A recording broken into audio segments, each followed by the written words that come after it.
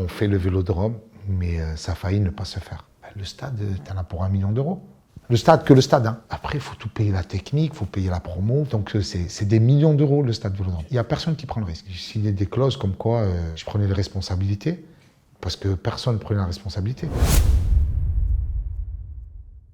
Alors, Redouane, dans pas longtemps, en juin 2024, tu vas être le premier humoriste à faire le stade Vélodrome, ce qui est une dinguerie. Tu as fait d'autres dingueries dans ta vie, mais on va venir un peu plus tard là-dessus. Et pour comprendre en fait comment on se lance dans un projet aussi fou, moi j'ai besoin de comprendre ta personne.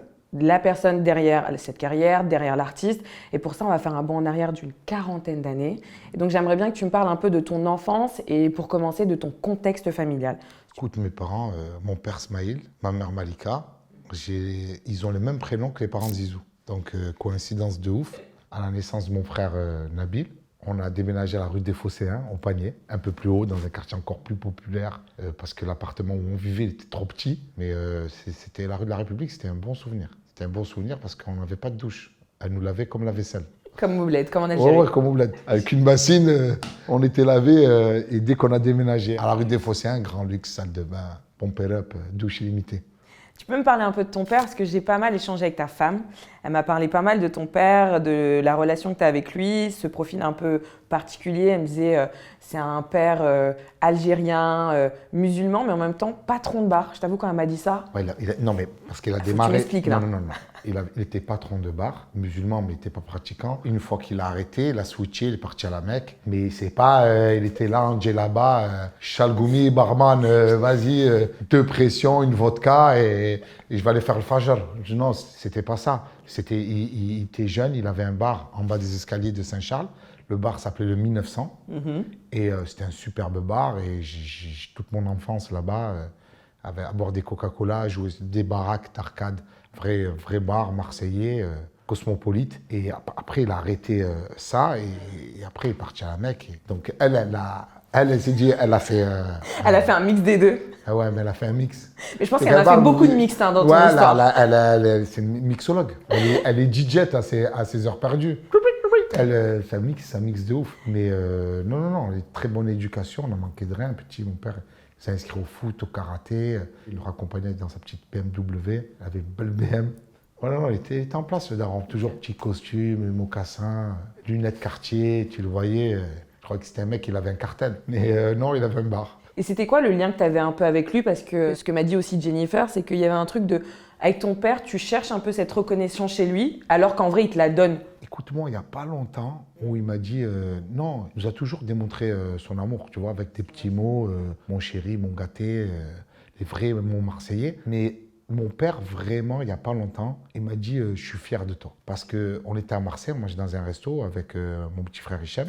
Mon petit frère Hichem aussi, il est connu, il a son film qui sort là, Secpa. D'ailleurs, je suis dans ce film là, le 27 décembre. Et Hichem, il est connu, il a une chaîne YouTube super connue, et Secpa, sa série. Donc, quand on va manger avec lui, il n'y a pas une minute où c'est pas arrêté par des jeunes pour des photos, pour des selfies. Donc, mon père, il me dit, Hichem, il est connu, mais pas comme toi. Je dis, mais comment, pas comme moi? Il me dit, toi, tu as réussi. Je dis, comment tu as réussi? Il me dit, non, toi, il y a les vieux qui font les photos avec toi. Il me dit, il n'y a pas que les jeunes. Lui, c'est les jeunes, beaucoup les jeunes qui font les photos. Il m'a dit, toi, c'est les vieux, mais les vieux blancs. Et pour lui, ouais. Et ouais, ça l'a choqué. De voir des mecs comme lui, des darons arriver. Bonjour, monsieur Bougarban, on peut faire une photo avec vous. On adore ce que vous faites, on regarde vos sketchs, vous nous aidez à nous sentir mieux. Il m'a dit, c'est là que j'ai vu que tu as réussi. Il m'a dit, tu touches les vieux blancs. Et alors? Il m'a dit, c'est eux qui ont le fric. La taille technique. Il m'a dit, c'est eux qui peuvent payer pour aller te voir au cinéma, pour payer au spectacle. Les enfants, ils te consomment gratuitement sur les réseaux. Mais il m'a dit, les personnes âgées qui ont un cadre de vie et un portefeuille élevé, il m'a dit, c'est là que j'ai réussi. Après, il est venu me voir, il m'a vu au Dôme à Marseille, il y avait plus de 5500 personnes. Il est monté à Paris, il est venu me voir à l'Olympia. Et là, il était fier de voir son nom en rouge sur l'Olympia. Lui, il est arrivé peut-être il y a 50 ans à Paris, après il est descendu à Marseille. De voir son fils réussir à Paris, ben c'est la plus belle des reconnaissances. Mais justement, là, tu me décris un contexte familial hyper sain, plein d'amour, hyper ouvert. Mais on m'a dit aussi que tu avais quand même un caractère compliqué quoi, quand tu étais jeune, un peu turbulent. Ouais, j'étais turbulent. J'étais tellement turbulent qu'ils m'ont mis chez les sœurs. Mais comment ça se fait que tu aies ce caractère hyper turbulent avec des parents qui T'acceptes beaucoup, tu saurais expliquer? Non, j'étais turbulent à la limite de la folie. Dans quel sens? Je vais t'expliquer un truc. J'étais avec mon cousin Samir, tu vas voir quoi, 10, 11 ans. On était dans la rue, on marchait tranquille, on revenait du basket. Je vois un chat. Je me mets à courir derrière un chat. Pour t'expliquer. Bon, jusque-là, tu te dis, c'est rien, c'est un jeune, il a 10, 11 ans, c'est un enfant qui court derrière un chat. Je fais une course-poursuite avec un chat, je cours derrière le chat, je monte les escaliers, il monte les escaliers, il prend à gauche, il se baisse, je me baisse, il saute, je veux l'attraper, je tape la tête contre une barre en fer. Donc je m'ouvre la tête, 12 points de suture, je rentre chez moi en sang. Ça veut dire que tu tapes à la maison, ta mère elle ouvre la porte, elle voit son fils 12 ans, 11-12 ans, avec le visage en sang. Elle a cru que je m'étais battu ou que j'avais fait un accident. Et là, mon cousin, non, tata, c'est rien, elle a juste tapé la tête. On va aux urgences. Une autre fois, pareil, je joue au foot et je joue et on me bouscule. Et il y avait un grillage, je tombe sur le grillage. Je me prends un bout de fer métallique dans la cuisse. Pareil, je m'ouvre la cuisse, on voit mon muscle. Pareil, je rentre à la maison. Mais calme, hein. Je dis papa. Il me dit quoi? On va aux urgences. Il me dit mais pourquoi? Je lui montre. Et mon père, il craint le sang. Il a failli tomber dans les pommes. Aux urgences de Marseille à la Chimone, les infirmières, les internes, ils me faisaient la bise tellement j'étais casse-cou, je me pétais l'arcade, je me suis cassé les dents. Oui, mais c'est de la maladresse, ça. C'est pas ce qui pousse à t'emmener dans une école. Trop d'énergie. Je pense que j'étais hyperactif, mais qu'on ne m'a pas détecté. Tu sais, les signes de l'hyperactivité, c'est que tu es super excité, tu fais plein de trucs, et quand il y a un temps calme, tu t'endors. Ben, je suis comme ça. Mais donc ça te là, j'ai frustrait? réussi à canaliser. Non, mais je savais pas mettre le doigt dessus. Aujourd'hui, on arrive plus à mettre le doigt dessus. Donc, on arrive à dire cet enfant est hyperactif et donc lui proposer des choses Ouais, des activités qu'il faut qu'il compense. Mais toi, à cette époque-là, il n'y avait pas. Je faisais des activités tout seul.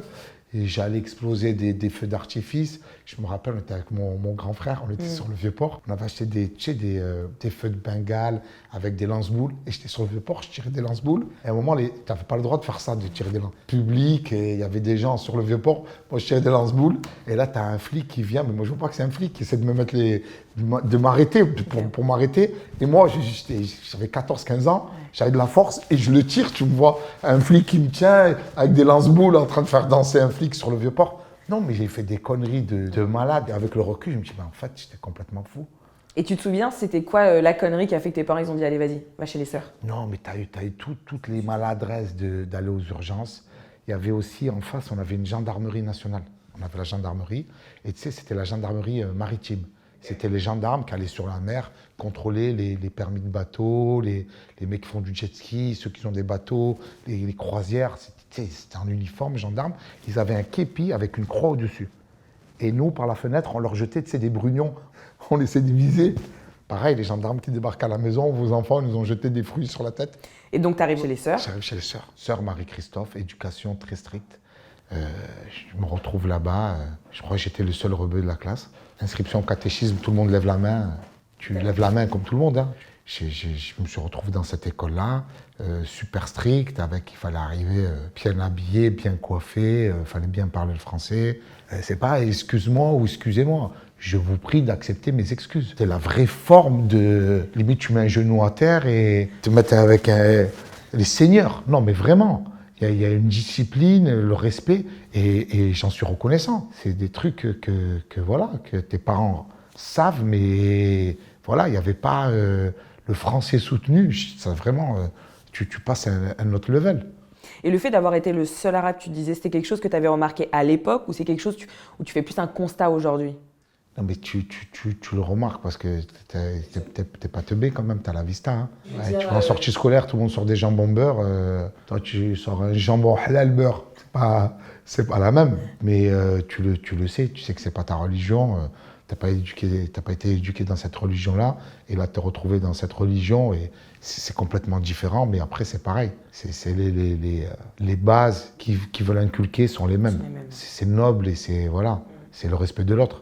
Mais tu t'es adapté directement ou pas? Ouais, c'était un peu compliqué. Je continue à faire le con, mais de façon silencieuse. Je dessinais, je faisais des caricatures. Donc, je dessinais mes camarades, le prof, la prof, les différents profs. Je faisais passer les dessins. Du coup, ça déclenchait des éclats de rire à chaque fois que je passais les dessins. Et la maîtresse a confisqué, elle a vu le dessin que j'avais caricaturé un élève. Elle a reconnu, elle a éclaté de rire. Donc, c'est là que je me suis rendu compte de la puissance du rire par le dessin et la caricature. Parce que la caricature, c'est l'exagération du trait. Donc, c'est le même système que l'humour. Et j'ai vite compris que voilà, j'avais ce talent de détecter par rapport au visuel, à l'observation. Du coup, j'ai adapté ça aux mots et c'est comme ça que j'ai démarré mes premières blagues. Ouais, c'est un peu ce que tu fais verbalement, tu fais de la caricature un peu verbale. Exactement. C'est que mon père me disait, quand tu étais petite, tu vas avoir 1-2 ans, t'imitais Louis de Funès. Donc il regarde Louis de Funès, il me dit, t'arrivais, tu sais, paf, tu faisais les cris, tu faisais justement les mimiques de Louis de Funès, mais j'ai aucun souvenir de ça en fait. Donc mon père, ma mère m'ont dit, depuis petit, tu as toujours fait des blagues, tu nous as toujours fait rire. Et ça, je le retrouve avec ma fille, la deuxième. Avec Poupouna, qui est pareil, qui est un clown. Et c'est inné, elle dessine, elle fait les blagues, elle arrive. Et c'est pas un truc que tu as accentué par la suite, l'humour? Non, je te jure, c'est inné, c'est un talent que j'ai inné et que après tu travailles, tu répètes. J'ai toujours eu le mot qui fait que même en classe, au foot ou à la maison, j'ai toujours eu le mot qui fait que ça déclenche un rire. Mais tu t'es jamais dit, par contre, je fais une carrière là-dedans? Jamais, jamais. C'est arrivé sur le tas. Tu te voyais faire quoi plus tard? Je ne voyais pas faire ça du tout.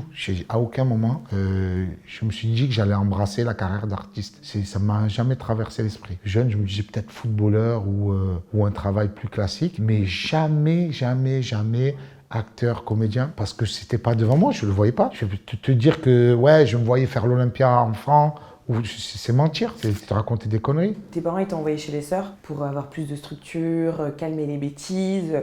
Mais on m'a raconté des bêtises après par la suite, même j'ai vu dans tes interviews. C'est vrai qu'arrivé un moment, moi je finis les études, je fais une fac sciences éco, je commence à bosser, je suis dans un quartier assez difficile dans le 3e, j'ai pas mal de potes qui font des conneries et qui me disent « Allez, viens avec nous ». Je me retrouve à sortir avec eux et à un moment, tu te dis « Ouais, je travaille comme un con pour gagner 1005 ». Putain, ils les font en 13 minutes.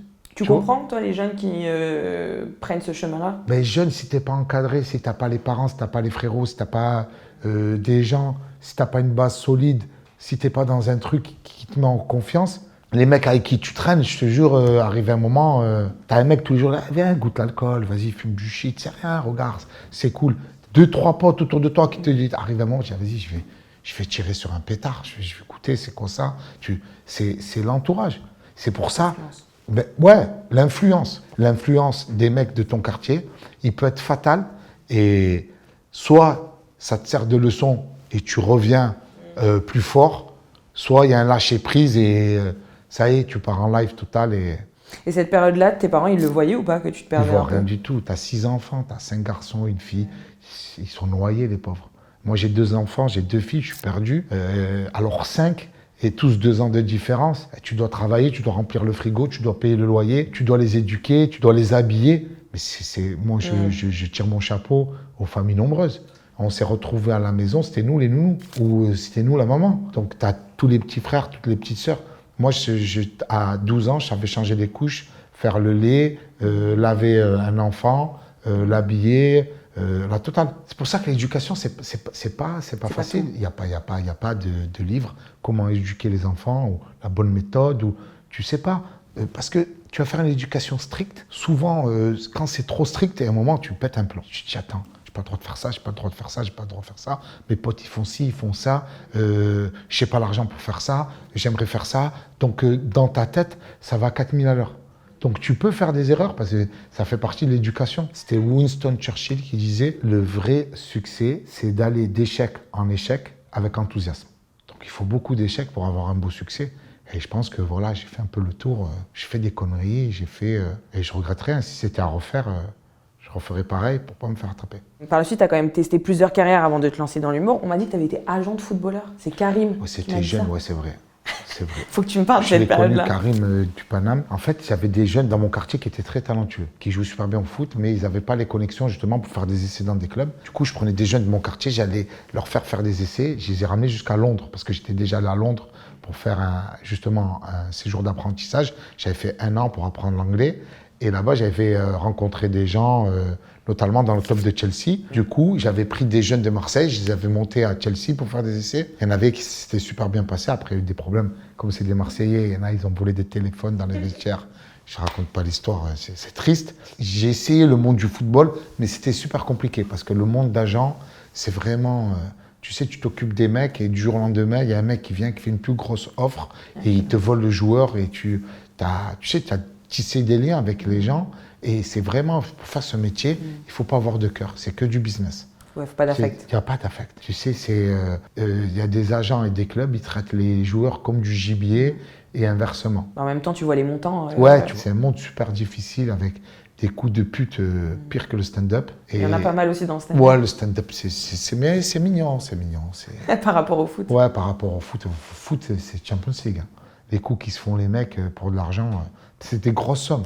Et encore là, je crois que ça s'aggrave encore plus parce que tout le monde croit que son fils est Kylian Mbappé. Donc tu as tout le monde qui se prend pour n'importe qui, alors que Kylian Mbappé, il y en a un sur 1 milliard. C'est pas tout le monde qui est Kylian Mbappé. Mais tout petit, les petits, ils demandent qu'à jouer. Et les petits, ils ont 7-8 ans, ça leur achète des crampons. Vas-y, déchire-le. Mais le petit, il est là, il ne sait pas s'il va être footballeur. Il n'y a pas un jour où il n'y a pas un... je ne te parle pas des affaires de dopage, de prostitution, de détournement. Tout ta vu, ta famille qui te séquestre pour de l'argent. Ça ne peut pas arriver dans le stand-up. Tu vois ce que je veux te dire? Parce qu'il n'y a pas ces sommes conséquentes. Mais l'affaire là en question, c'est tes amis d'enfance, tes frères qui te braquent pour te prendre de l'argent. Waouh! Et ça arrive tout le temps. Hein. Et tu as même en Afrique, il y avait Adebayor, son frère qui lui avait mis un coup de couteau, la lame du couteau, soit tu nous envoies de l'argent, soit je te tue. Mais tu en as des centaines d'histoires comme ça, avec les joueurs qui sont fauchés par l'agent ou par la famille, ou qui sont volés, ou qui sont arnaqués par une meuf. C'est un milieu qui est... Ouais. Par la suite, je sais que tu as testé d'autres trucs, tu as lancé un café internet, on en parle. Ouais, j'avais un cybercafé à Marseille, exceptionnel. C'est des belles années de ma vie. C'est vrai? Ouais, j'avais un cybercafé. Mes clients, c'était que des mecs de mon quartier, c'était Caramel. J'avais créé un faux compte et pour les garder, je les draguais. Donc l'histoire, elle est folle. J'avais les mecs de mon quartier, je ne sais pas, c'est pour une meuf. Avec le coup de maître, c'était un pote. J'avais donné rendez-vous à minuit sur le Vieux-Port. Il est venu avec des pizzas, du coca, un paquet de cigarettes. Et t'étais là? Ouais, on est passé comme par hasard. Donc, qu'est-ce que tu fais là? Non, rien. Donc, on savait qu'elle allait jamais venir, puisque c'est moi qui avais créé le profil. Et on s'est retrouvés à manger des pizzas gratuites. Tout ton business plan, il était là-dessus. Ouais. C'était la rigolade. Et par la suite, donc, tu te lances dans le stand-up. Ta première scène, je sais que c'était avec Grand Corps Malade. C'est quand même dingue de se dire que ta première scène, c'est quand même devant quoi, 1000, 1500, c'était à l'Espace Julien? 1000 personnes, Espace Julien. C'est un vrai choc parce qu'il me présente dans le noir, je cours et j'arrive sur scène et il y a un micro sur un pied. Donc je cours, je vois pas le micro, bam, je me prends le micro dans la bouche. J'ai la lèvre, elle est gonflée et je me suis dit, j'espère que je me suis pas cassé les dents. Attends, c'était devant tout le monde, ça? Ça, c'est devant... Mais les gens ne voient pas, tu arrives, tu cours dans le noir. Faites un maximum de bruit pour être dans le garaba. Moi, je cours, je suis excité, je me prends le micro, donc tu entends un paf, la lumière, elle s'allume, ta lèvre, elle est un peu gonflée, bonsoir. Et ce soir-là, tu te disais que tu jouais un peu ta carrière, ton début de carrière, où tu te disais, allez, je tente, c'est peut-être un petit check sur ma liste? Non, c'est pas un check sur la liste, c'est vraiment un truc... La première fois que je suis monté sur scène, c'est en première partie de mon frère, dans un petit théâtre. Okay. Et j'ai eu vraiment... ça s'est super bien passé. Tu sais, de faire rire des gens, ça déclenche une adrénaline. C'est une drogue, en fait. C'est la première drogue que je prends qui me fait kiffer, tu vois. Puisque j'ai pris 0 drogue. Tu sais, j'ai jamais fumé de cannabis. J'ai jamais pris de cocaïne. Je suis jamais drogué, tu vois. Et là, c'était la première drogue légale auquel j'avais droit et que je pouvais utiliser autant de fois que je voulais. Donc, le premier shoot d'adrénaline que je prends, je me suis dit, c'est ça que je veux faire. Mais est-ce que c'est ce truc qu'on retrouve chez tous les artistes, le fait de besoin d'être aimé, ou c'est vraiment le fait de faire kiffer? Moi, c'est faire kiffer. Okay. Je dis la vérité, parce que je suis aimé de ma famille, de mes potes. J'ai problème d'amour, j'ai pas. J'étais connu avant d'être connu. Ça veut dire que tu arrives à Marseille, je connaissais du monde, le monde me connaissait avant d'être connu. Donc à Marseille, je claquais des bises, je connaissais tout le monde de partout, je traversais Marseille, je disais bonjour à tout le monde. Donc j'étais connu avant d'être connu. Donc je n'ai pas fait ça pour ce besoin d'être aimé, reconnu. J'ai déjà eu l'amour des gens à Marseille avant même de faire de la scène. Donc moi, j'ai vraiment fait ça parce que je fais kiffer les gens, tu vois. J'ai compris ce truc curateur de par le rire, de faire rire les gens. Je me suis dit, c'est ma vocation. Je veux faire ça, je veux faire rire les gens. Ça me plaît, je veux faire ça. Et c'est comme ça. Et chaque scène que j'ai fait et que ça a fonctionné, ça me donne encore plus l'envie de remonter. À peine je sors de scène, je pensais qu'à la prochaine fois.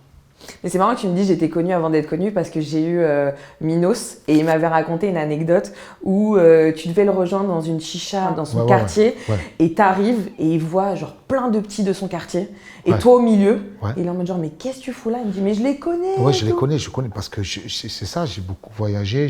Et tu connais des petits de son quartier? Je connais des petits de son quartier qui sont des potes à moi et de me voir rentrer dans la chicha avec les petits de son quartier, il était choqué parce que pour lui la connexion elle est impossible. Redouane, c'est un Marseillais, à Marseille, il est connu à Marseille, mais il n'est pas connu ici, chez nous. Et de voir la connexion comme ça l'a choqué. Pas longtemps après, tu rencontres Jennifer, ta femme, qui m'a raconté plusieurs anecdotes très marrantes. Déjà, votre premier date. Je ne sais pas si tu te souviens, parce que moi, je peux te donner des mots-clés. Non, mais je n'ai même pas besoin de me dire les mots-clés. Tu m'en parles un peu de ce date. Le premier date. Alors, on a rendez-vous. Catastrophique. On doit manger ensemble. Écoute, c'est pas ça, c'est comme on avait rendez-vous, on ne savait pas à quelle heure et tout, et on doit manger ensemble, et que c'était long. Moi, je pars faire une partie de poker chez des potes. Donc, je joue au poker chez des potes, et on joue, et arrive un moment, le gars, il commande des pizzas. Donc, il y a plein de pizzas qui arrivent. Donc, avant le date, j'ai mangé. Donc, j'ai même pas le temps de... Tu sais, quand tu joues au poker, tu es pris par le temps. Tu vois pas le temps passer. Tu fais une partie de poker, ça peut durer 7 heures, 8 heures, mais tu as l'impression que ça dure 15 minutes. Donc, je vois que l'heure arrive du rendez-vous. J'ai même pas le temps de rentrer chez moi, en vrai. Donc, j'ai même pas le temps de rentrer chez moi. Je suis en short zébré de toutes les couleurs. C'est un short de surfeur. J'ai une dégaine. Écoute-moi, on dirait que je me suis échappé d'une compétition de surf. J'arrive au rendez-vous, basket coloré, t-shirt. Je suis arrivé. Elle a tout donné. C'était un date. Elle a mis la robe. Elle s'est mise en 4. Elle me voit arriver à la SBAT. Comme ça, c'est une expression marseillaise pour dire qu'on s'en bat les couilles. Se battre les couilles à la SBAT. J'arrive comme ça à la SBAT. Elle me voit. Elle est choquée. C'était un caméraman, tu filmes, tu te dis, ouais, elle a le coup de foudre. Mais en vrai, non, elle est comme ça, elle est choquée, elle est dégoûtée, mais c'est la même expression. Ouais, mais elle m'a dit qu'elle était tombée amoureuse ce soir-là de toi. Elle est tombée amoureuse, mais parce que n'importe quel mec qui serait allé, il aurait tout donné et tout. Elle arrive, elle commande un truc, je commande un truc, elle me dit, tu manges pas? Et je dis, j'ai déjà mangé. Là, c'est le deuxième coup, elle est KO. Elle est KO debout. Je dis, comment t'as mangé? Je dis, non, mais en fait, j'ai joué au poker et j'ai mangé avant. Donc, premier rendez-vous catastrophique, mais qui l'a choqué. Donc... Après, par la suite, je sais que vous décidez d'emménager à Londres. Et c'est une décision un peu risquée en soi. Ben, écoute, pour elle, c'est risqué. Pour moi, non. Parce qu'elle plaque tout. Ouais. Tu sais, elle avait un taf, travaillait, elle avait une boîte de nuit. Elle a ses parents, elle était très famille. Moi, je suis un aventurier. Moi, tu me dis, tu plaques quoi? Moi, quand je l'ai connue, j'avais pas de carte bleue, j'avais pas de permis, j'avais rien du tout. Quand elle m'a connu... je traînais dans des bars, je faisais des parties de poker, j'étais un baroudeur. Mais tu te lançais un peu quand même dans l'humour. Ouais, je me lançais, mais je gagnais rien avec l'humour. Hein. Je gagnais plus avec le poker qu'avec l'humour. Donc, elle m'a connu un vrai artiste. Hein. C'était à la limite de la marginalité, tu vois. Et elle me dit, on y va. Je dis, OK, on y va. Mais je lui dis, moi, il faut qu'on soit à Paris quand même, parce que Paris, c'est là-bas où il y a tous les théâtres. Tous les comédie clubs, les cinémas, les chaînes de télé, c'est le centre névralgique de ce que je veux faire, quoi. Et elle me dit, non, mais moi, je ne peux plus la France, il faut qu'on se casse de la France, j'en ai marre. Elle avait un dégoût profond pour la France, elle ne pouvait plus la France. Michel Sardou ne m'appelait plus jamais France, c'est la même. Et j'ai dit, écoute, il reste 2 villes en Europe proches de Paris. Tu as Bruxelles, 1h30 en Thalys, et Londres, 2h15 en Eurostar. Tu as le choix entre Bruxelles et Londres. Je ne manque pas de respect aux Belges. Moi, je ne voyais pas manger des frites avec un accent. Je me suis dit, ça va être plus chips and fries. Et on est parti à Londres. Mais c'était risqué quand même, parce que tu dis... On est parti en Londres, je te jure, déménagement, on a un camion. On s'est fait prêter un gros camion. J'ai conduit un trafic, Marseille, Londres. J'ai mis 11 heures non-stop. Il y avait la télé, on a même pris des pâtes. Tu n'avais pas le permis, tu me disais. Mais j'avais pas le permis physique. Ah. Tu vois ce que je veux te dire? J'avais aucun papier. Okay. J'avais que mon passeport. Mais quand on m'a connu, j'avais rien. Mais c'est dans le sens où je te dis c'est risqué, parce que toi tu dis ça, toi c'est pas un risque pour toi, mais tu veux te lancer dans l'humour en France, tu quittes le pays. C'est impossible. En vrai, c'est impossible. Sur le papier, ça donne pas. Sur le papier, c'est impossible. On est parti à Londres, on a beaucoup galéré. Je faisais des allers-retours de Londres à Paris. J'ai tellement galéré que j'avais même pas les sous pour payer l'Eurostar. J'avais des opportunités, je devais jouer des spectacles à Paris. Tu vois, les gens devaient me payer pour jouer, pour faire un passage, et j'avais même pas les sous pour payer pour aller. Des fois, je payais ce que je gagnais, c'était l'argent pour payer l'Eurostar. Je partais jouer gratuitement, en fait. Mais les gens, ils savent pas. Et les mecs, si t'es pas là, tu dis, ouais, non, en fait, je vis à Londres. Mais on n'a rien à foutre, nous. Tu vis à Londres, on te prend pas. Donc, ouais, tu habites ici. Ouais, je vis ici. Mais c'est pas vrai. Je vivais à Londres, je prenais l'Eurostar. Et il m'est arrivé de frauder l'Eurostar. Voilà. Je crois que je suis un des seuls êtres au monde à avoir fraudé l'Eurostar. Et comment on fraude l'Eurostar?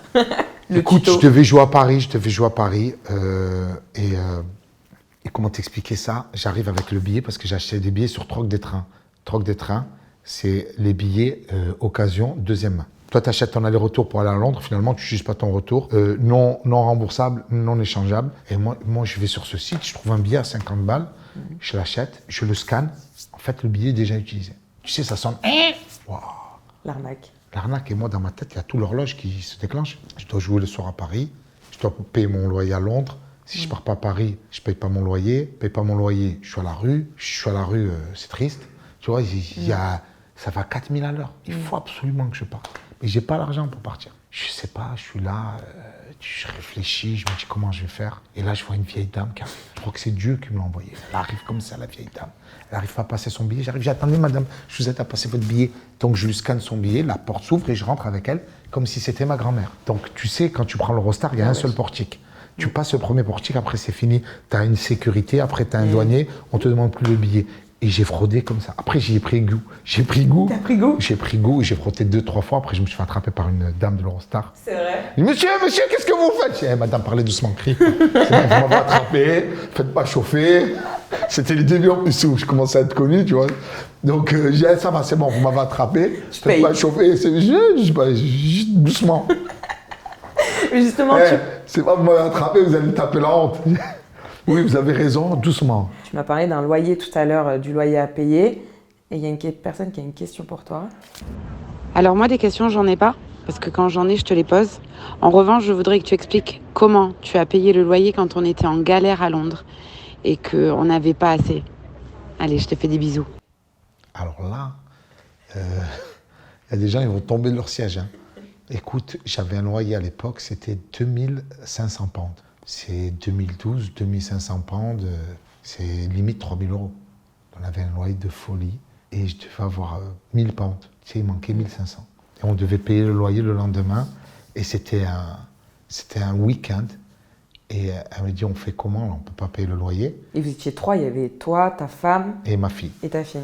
Et il fallait payer le loyer, j'avais que 1000 pounds. Et je te jure, je dis, écoute, j'ai peut-être une solution. Quoi qu'il arrive, on ne le paye pas. Elle me dit, ouais, on ne le paye pas. J'ai dit, on ne le paye pas, il manque 1500. Je dis, écoute, moi je vais faire un pari. Elle me dit, comment un pari? Je dis, on va faire un pari sportif. Je fais miser sur 2 matchs. Et si les matchs y rentrent, on a payé le loyer. Et si on perd, de toute façon, on ne payait pas le loyer.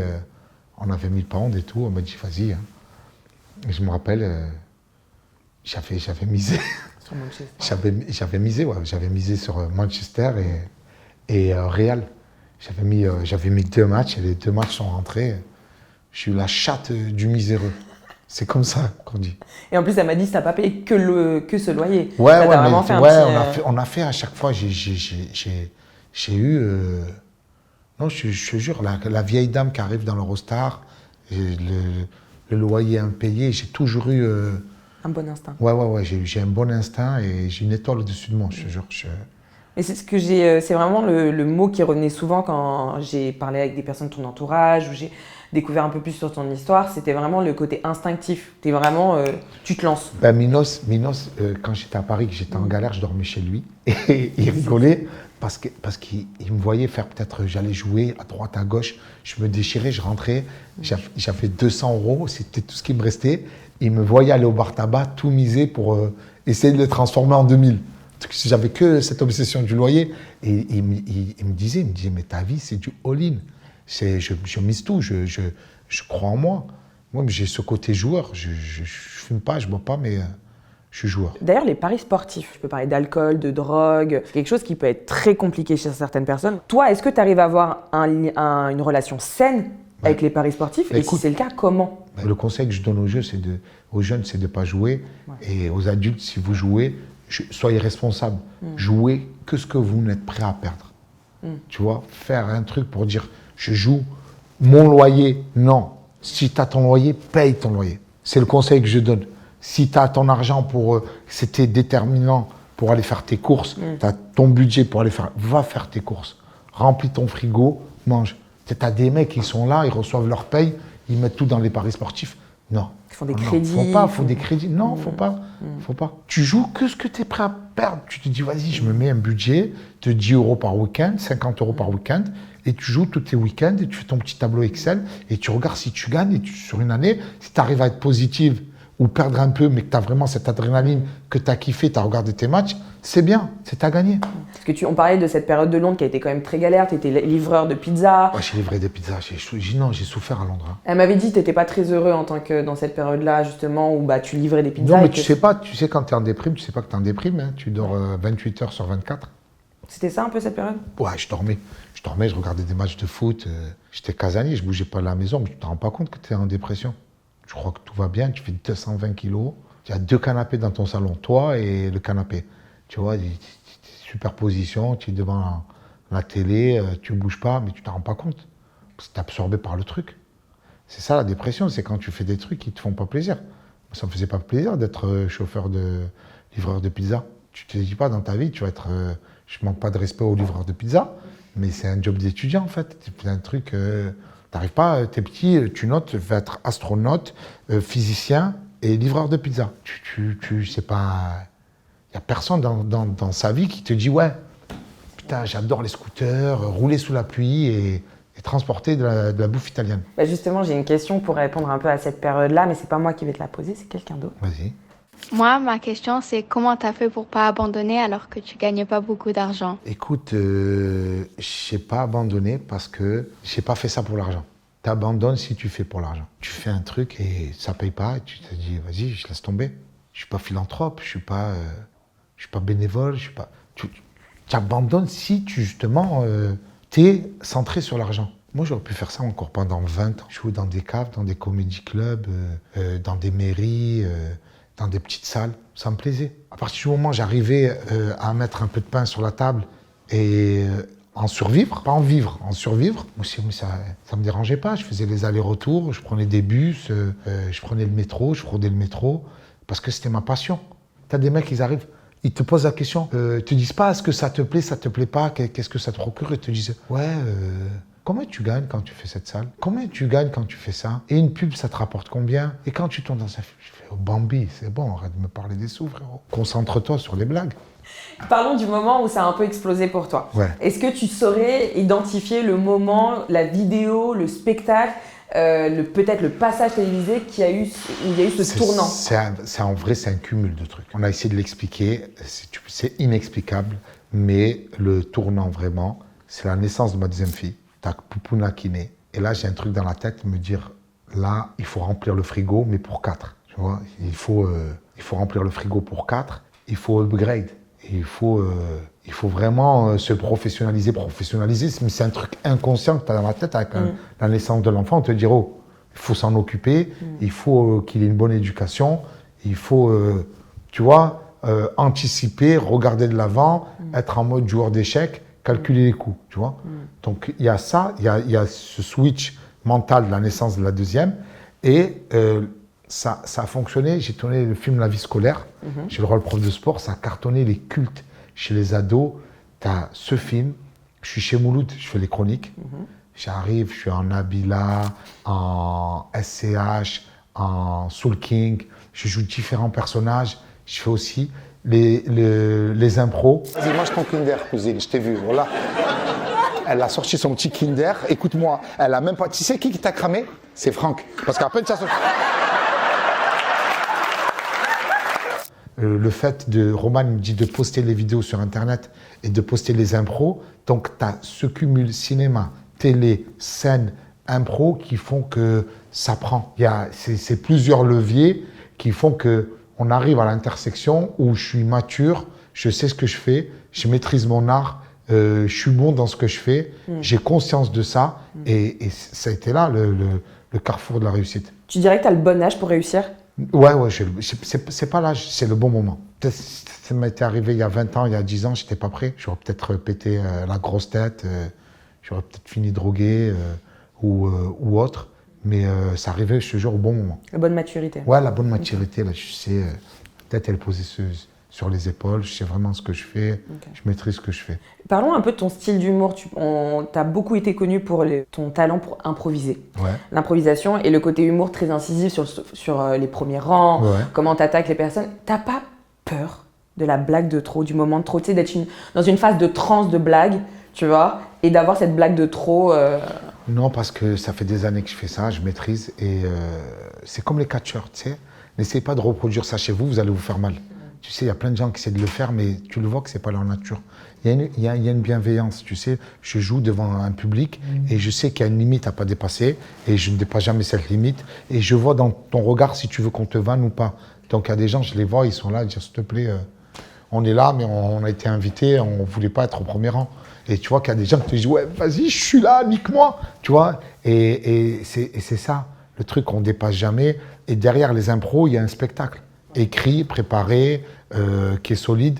Tu as un spectacle qui est dispo sur Amazon Prime, donc tu peux voir l'étendue de mon art et de mon talent. Donc il y a des impros et il n'y a pas que des impros. Il y a des sketchs écrits, préparés. Et d'ailleurs, on en parle que les places au premier rang se vendent au marché noir à des prix exorbitants. Déjà, est-ce qu'on peut parler de ça? Et à ton avis, pourquoi les gens ils ont besoin, envie à ce point de se faire clasher par toi? Non, mais parce que c'est bienveillant. C'est bien fait en vrai. Ouais, tu vois, c'est si les places au premier rang s'arrachent, vraiment, s'il y avait un côté malsain ou pas bienveillant ou avec un arrière-goût bizarre, les places au premier rang ne bougeraient pas. Tu vois ce que je veux dire? Elles partent pas. C'est un an avant, il n'y a plus de premier rang. Il y a tout ce qui est autour de la scène. Un an avant, il n'y a plus de place au stade. Il reste des places, mais les premiers rangs, c'est parti dans la minute. C'est pas du sadomasochisme, mais non, je te jure, moi-même, je me vanne. Il y a beaucoup d'autodérision. Tu sais, quand tu es un vrai vanneur, tu acceptes les vannes. Si tu acceptes d'en faire, c'est comme la boxe. Quand tu boxes, si tu veux mettre des coups, il faut accepter de se prendre des coups dans la gueule. C'est pareil. Il y a cette relation de recevoir, donner les coups. Souvent, les gens qui viennent recevoir les coups, c'est des gens qui mettent des vannes dans la vie et qui ont ce truc d'autodérision, qui ont envie de rire et qui sont vraiment open, ouverts. Donc, c'est une bonne mentale. Et tu réfléchis un peu à comment vanner les premiers rangs du Vélodrome, des Bercy que tu vas faire? Parce que là, c'est quand même étendu en termes de premier rang. Ben là, ça va être beaucoup plus long. C'est comme le premier rang, et c'est le plus grand premier rang du monde. Ouais. Donc, il va y avoir plus de punchline. Mais c'est bien parce que c'est circulaire, c'est à 360 degrés. Il y a tout le monde qui déguste en 360. Tu sais, avec mes potes, tu es ce qu'on appelle un peu un pirate. C'est-à-dire que tu trouves les moyens de réussir, de faire des choses, alors que sur le papier, tout est écrit que tu pourrais pas le faire. Ouais, je suis un pirate. J'avais été là. On fait le Vélodrome, mais ça a failli ne pas se faire. Ça a failli ne pas se faire parce que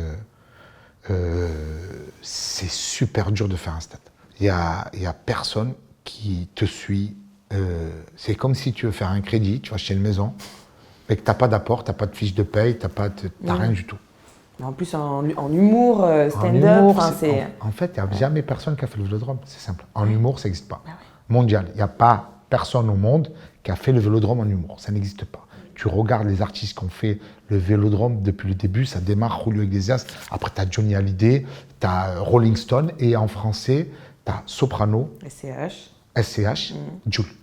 C'est les chanteurs.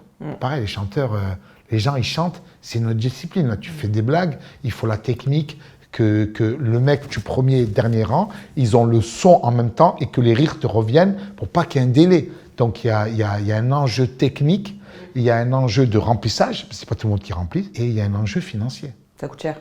Le stade, t'en as pour... je vais t'en parler, mais t'en as pour 1 million d'euros, le stade. Le stade, hein. T'as le stade. Après, il faut tout payer, la technique, il faut payer la promo, il faut payer les gens qui sont sur place. Donc, c'est des millions d'euros, le stade Vélodrome. Ça te stresse pas? Mais normalement, tu meurs. Ça veut dire qu'il n'y a personne qui prend le risque. Il n'y a personne qui te dit, écoute, je crois en toi.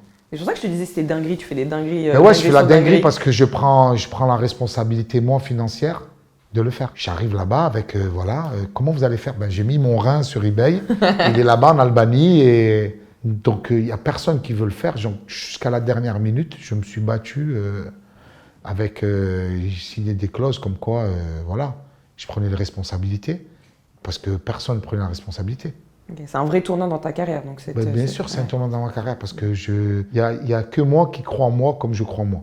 Personne d'autre. Ton entourage croit bien en toi quand même. Ouais. Enfin, c'est marrant parce que tu sais, je leur ai dit. Attends, quand ça marche. Hein, Non, mais je leur ai demandé. Ils ont été honnêtes. Il y en a plein, ils ont bégayé, je te jure. Non, mais ils ont été honnêtes dans le sens, je leur ai dit, est-ce que pour vous, quand vous avez vu genre Redouane plus jeune, c'était une évidence qu'il allait exploser? Ils m'ont tous répondu, non, c'était pas une évidence. Mais ils ont vu le talent en toi depuis tout jeune. Oui. Genre Minos, Karim, tu vois, depuis longtemps. Minos, il a cru en moi. Grand Corps Malade, il a cru en moi. Mon frère Hichem, il a cru en moi. Tu vois, il y a Roman Fressinet. Ça dépasse pas les doigts de la main. Hein. Ouais, je capte. Après, tout le reste, c'est un fou. C'est un malade. Qu'est-ce qu'il fait? Il n'en a pas marre. Qu'est-ce qu'il fait? Il est fou. Vous prenez pour un fou.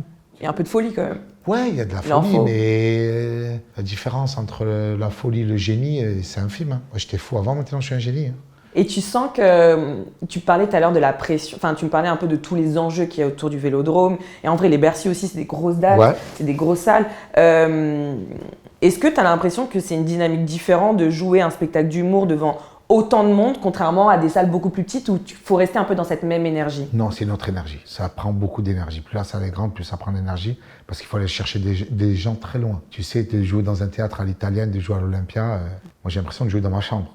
Tu vois, t'as une proximité, c'est facile, je me balade. Mais de jouer dans les grandes salles, ça te permet d'aller chercher une énergie en toi. Il faut vraiment décupler pour aller les chercher. C'est pas tout le monde qui peut aller chercher des gens super loin. C'est vraiment, il faut déployer de l'énergie. Et comme je suis hyper actif...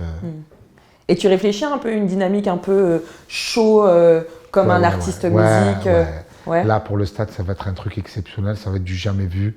On prépare vraiment un truc exceptionnel. Avec des je peux pas en parler, ouais, bien sûr, il va y avoir des invités. Mais je communique sur 0 invité. Mais je sais que ça va être exceptionnel. Ça va être un événement. Ça va être un truc... ça va être le plus gros truc que j'ai jamais fait dans ma vie. Et tu dors la nuit avec ce stress? Ouais, je dors. J'ai un super pouvoir.